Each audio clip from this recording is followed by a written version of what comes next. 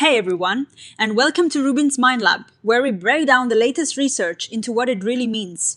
Ever wonder why political talks online can get so heated and why it feels like we can't understand each other anymore? Well, this new study dives right into that. Today we're talking about how the way we get our news, especially online, might be affecting how we treat people with different opinions. Think about those news feeds that seem to know exactly what you want to see. Are they actually making us more divided and less respectful? And can something like being more open-minded actually help? So, a group of researchers wanted to find out. They designed an experiment where people were shown a bunch of statements about something called an unconditional basic income. Now, this is a pretty big idea where everyone gets a regular amount of money from the government no matter what. It is a topic that gets people thinking and often disagreeing. Here is the clever part. They figured out each person's opinion on this basic income idea first. Then they showed them 30 statements. Some of these statements perfectly matched what the person already believed. Other statements were the exact opposite. The key was that they could control how much of each type of statement the person saw.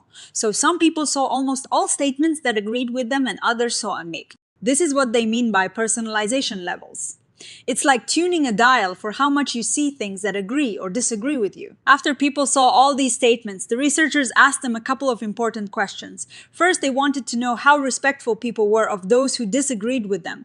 This is what they call respectful attributions for disagreement. Basically, do you think people who disagree with you are just wrong, or do you have some respect for why they might see things differently? The second big thing they measured was something called intellectual humility.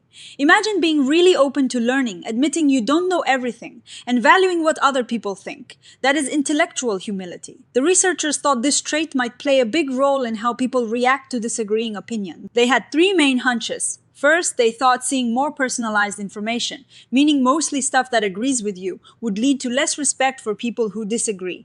Second, they figured that people with higher intellectual humility would naturally be more respectful of disagreements. And third, they wondered if intellectual humility could act like a shield, protecting people from becoming less respectful even if they saw a lot of personalized information. Now for the results. When they looked at the overall score for respectful attributions for disagreement, the first hypothesis didn't quite pan out. The degree of personalization didn't have a big, clear effect on this combined measure of respect. It was close, but not quite significant. But here is where things got interesting. Hypothesis 2, about intellectual humility, did show up.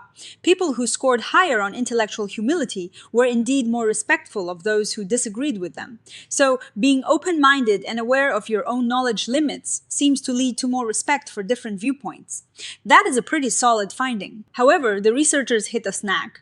The scale they used to measure respectful attributions for disagreement had some problems.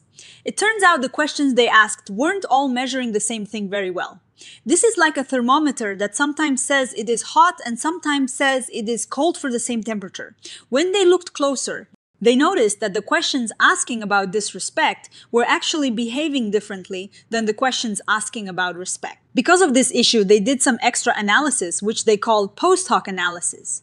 They split the respect questions from the disrespect questions and looked at them separately.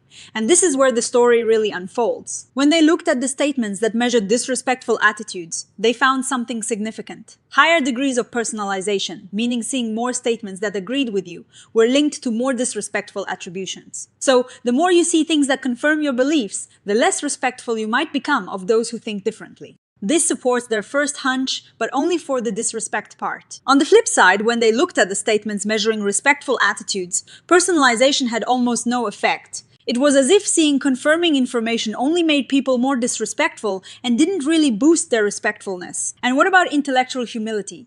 It turned out that intellectual humility was mainly connected to the respectful side of things. People with more intellectual humility were more likely to show respect, but it didn't seem to make much difference to how disrespectful they were. This also explains why their third hypothesis, about intellectual humility acting as a moderator, wasn't supported. Because personalization seemed to affect disrespect and intellectual humility seemed to affect respect, they weren't really acting on the same part of the equation to modify each other. It's like trying to use a volume knob and a bass knob to affect the same speaker's treble.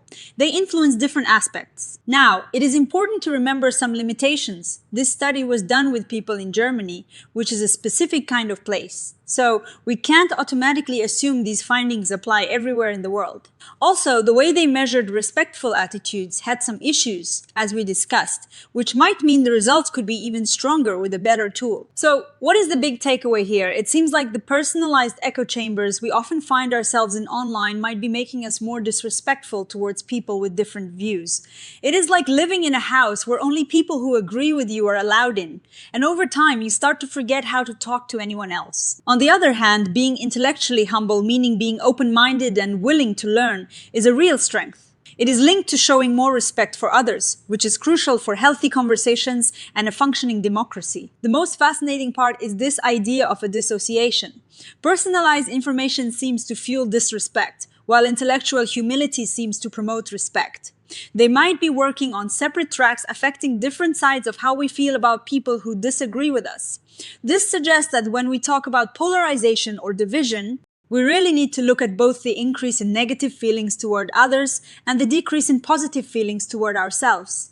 They might be driven by different things. It is a reminder that how we consume information matters, and so does how we approach knowledge and other people's viewpoints. Cultivating intellectual humility could be a powerful way to counter the divisive effects of our personalized digital world and foster more respectful dialogue. What do you think? Does this resonate with your own experiences online? Let us know in the comments below. And if you found this breakdown helpful, please give this video a thumbs up and subscribe to RUBIN'S Mind Lab for more insights into the fascinating world of psychology. We'll see you next time.